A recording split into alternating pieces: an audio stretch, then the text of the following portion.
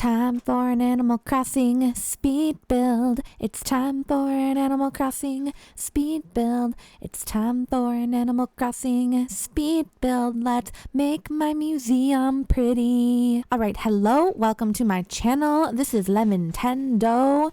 We got Coco in one of our last videos, and we were so excited to get Coco, and we're gonna give her this little area here around the museum, and we're gonna center it around this glowing moss pond. So I've got Coco's house to the right, well, my right, and then I've got Lolly and Kiki to the left, and we're gonna decorate them kind of another day. Today we're gonna do this museum entrance and Coco's house on the island.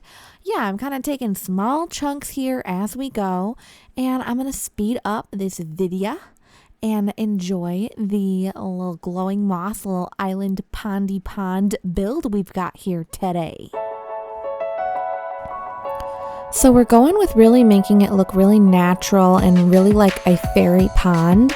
So we're really not doing too complicated of a path here, just laying some stones. I always seem to make my museum like a pond, kind of like a weird waterscaping area. So this is my fairy version of my weird waterscaping museum area.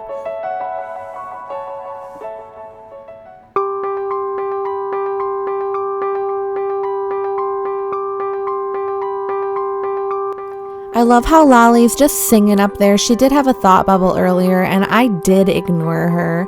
So, phooey on me, but I didn't want to see if she wanted to move out. It makes me sad. Now, I always try to do like big items first and then fill in details with little items. So I'm trying things with the maypole, etc. We decided here that the castle wall is really going to work. I didn't think I was going to want to cover up the museum, but I have to cover up that red of the flags. So there's lots of different things out there of like how to cover up the museum and like using the construction scaffolding and stuff, but I went with just like the castle wall here, and I think that it works really well. For my little blue fairy theme, it kind of matches my entrance.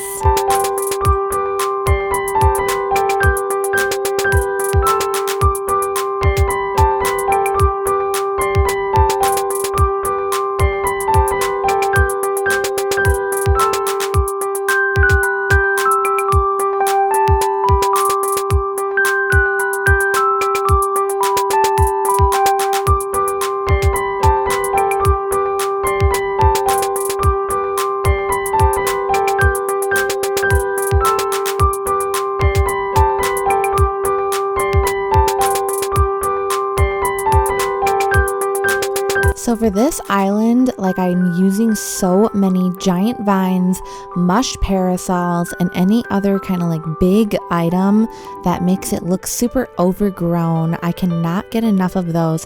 And I'm just now starting to add in like illuminated trees. These frozen trees I think are a nice touch to make it kind of look like ethereal and magical, you know?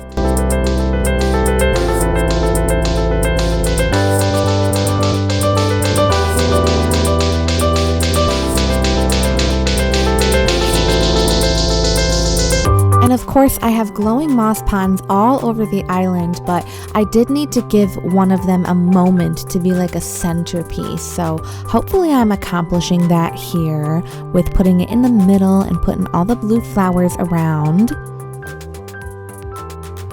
There's our other castle wall. I had to go all the way to Reese and Cyrus to customize that castle wall to match. We like our topiaries, make it a little bit fancy for Blathers over here now.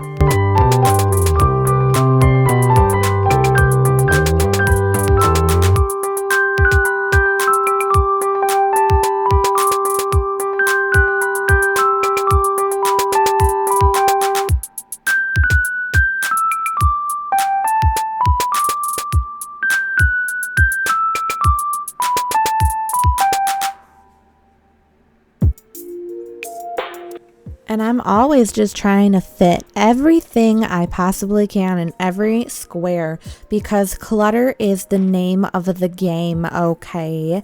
It's gotta be like packed in as much as possible. I feel like I build the way that the inside of my brain looks. Like the inside of my brain is all cluttered like this. Now, we do have to call resident services because that's how much I clutter things. And I finally caught it on camera because I did this on Vampire Island all the time. I would build stuff too packed in. I wouldn't want to like move to like replace it. So I would call resident services all the time. I finally had to do it on Fairy Island. Fairy Island is a little bit more natural, so I've gotten ways to like get out of places a little easier than Vampire Island, which was like a lot of like building pieces. But I finally did it. I finally had to call resident services.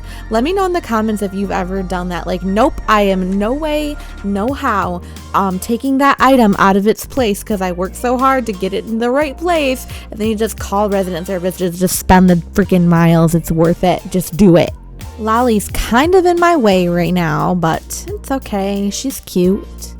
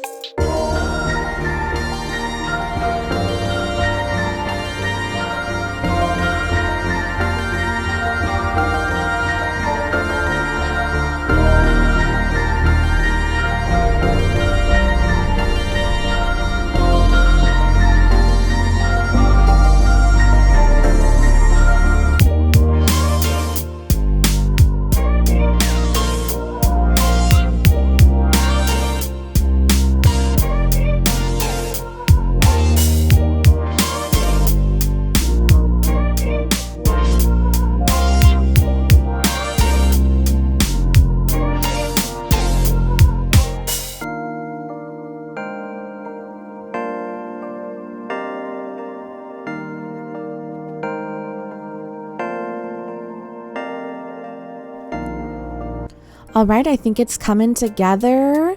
I'm seeing what kinds of things I can plant and little items I can put to make it look natural and fill in all of the squares. We must fill in every possible square that can be filled. We must put Nova lights and star clocks to make a variation with the sizes of the stars.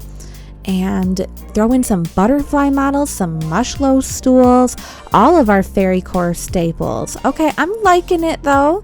I am liking it though. Weeds and everything. I'm really trying to embrace the just plant and just garden because it does look good. And I love my Nova lights.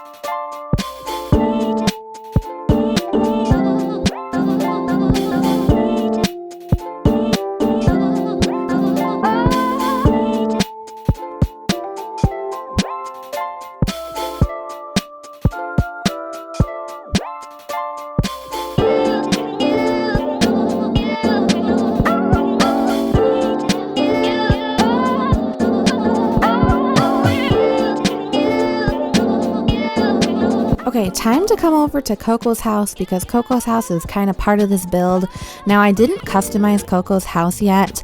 I actually don't know if I want to or not. It kind of fits, but at the same time, I kind of want to make it more blue. I don't know. I think that the roof is really perfect. I might want to change the siding, not sure, but I had to give her a little bit of a yard, even though it's not a lot of land. It was really hard to kind of fit stuff, but I had to give her some natural, some overgrown, some fairy goodness over here.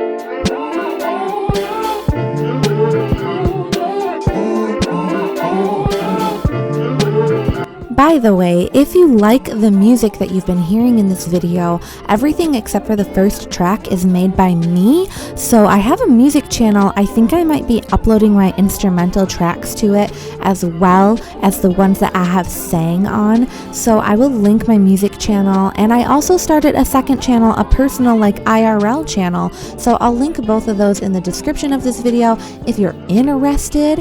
And with that, here is our end product. By the way, I am so glad that I put the butterflies. I'm so happy that a butterfly is actually flying in the sunset here in this shot. I am very, very happy with this build. Let me know what you guys thought of it, and I will see you guys in the next one. All right, goodbye.